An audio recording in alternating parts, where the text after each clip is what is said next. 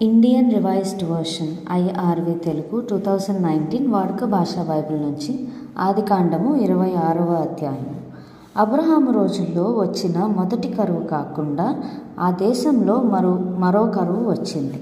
అప్పుడు ఇస్సాకు గెరారులో ఉన్న ఫిలిష్తీయుల రాజు అబీమెలెకు దగ్గరకు వెళ్ళాడు. అక్కడ యెహోవా అతనికి ప్రత్యక్షమయ్యాడు.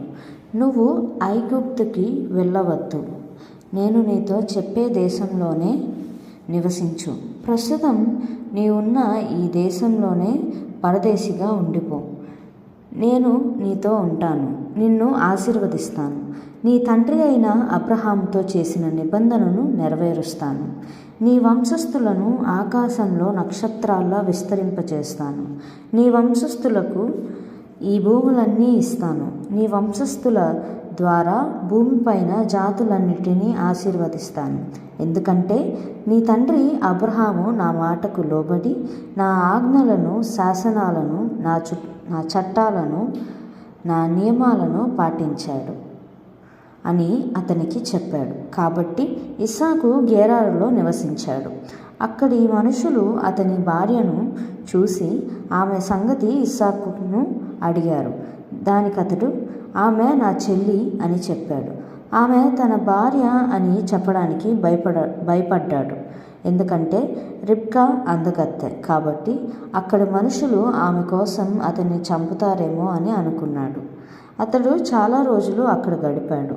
తర్వాత ఒకరోజు ఫిలిష్తీయుల రాజు అబీమెలెకు కిటికీలో నుండి చూస్తుండే సరిగ్గా అదే సమయంలో ఇస్సాకు తన భార్య రిబ్కాతో సరస సల్లాపాలు ఆడటం అతనికి కనిపించింది. అప్పుడు అబీమెలెకు ఇస్సాకును పిలిపించి, చూడు, ఆమె ఖచ్చితంగా నీ భార్యే. ఆమె నా చెల్లి అని ఎందుకు చెప్పావు అని అడిగాడు.